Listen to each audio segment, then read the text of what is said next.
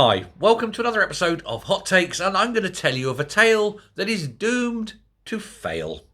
By 2030, Britain must have met various targets for heat pumps and smart meters and so forth.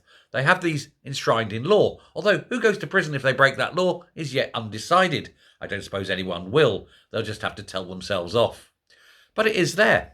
Now, we are, of course, just 5 and a bit years away from that 2030 target. And are we going to make it? No. I just left that gap to instigate a little bit of mystery and, highlight the tension. But there is no tension. We all know it's unlikely to happen. And the reason, of course, is simple. In order to hit that target, heat pump installations must increase quite a bit. In fact, there must be a 16-fold increase within the next year. And do we think that's going to happen? Well, no. Firstly, nobody's got the money. They haven't got the money to pump 30 or 35,000 pounds into their homes. Secondly, even if they did, think about how much money that would then suck out of the economy, destroying every business in Britain. It's madness, of course.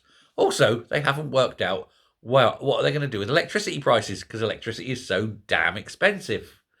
And so, yes, why would we choose a more expensive heating source over a cheaper one? I don't know either. It's a weird one, isn't it? It's a tough call. Shall I spend £35,000 putting in an inefficient heating system that's going to cost me more than my gas central heating? Let me think. Well, it isn't going to happen. According to BEMA's latest report, which emphasises the need for increased investment, of course, it's going to emphasise that. It's got a vested interest in it. You need 16 times increase. But of course, it isn't going to happen. Now, we're 11 years away from the 2035 target for having every car on the road, or every new car, being electric. They've already dumped the 2030 target. You're allowed to have hybrids until 2035 because they know they haven't got it. It's been estimated that to upgrade the grid to cope with this will take 40 years. But this is Britain, so it probably takes 60 years. And they reckon it was 11 billion. This is Britain. It'll be 50 to 100 billion. Ain't going to happen, is it? Let's be honest. It's all bullshit and bollocks. It's because politicians don't know anything. They're all idiots. But they push these things in law and expect, because they say it, it will happen. They're not God.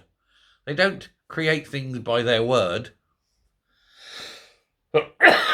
Now, what are their next plans? In order to upgrade, they've tried this in Scotland and they've watched the housing market collapse, by the way, but in order to upgrade these numbers, they're going to be introducing a law in in England and Wales, that says that all new homes from, I believe it's 2027, will have to have heat pumps installed.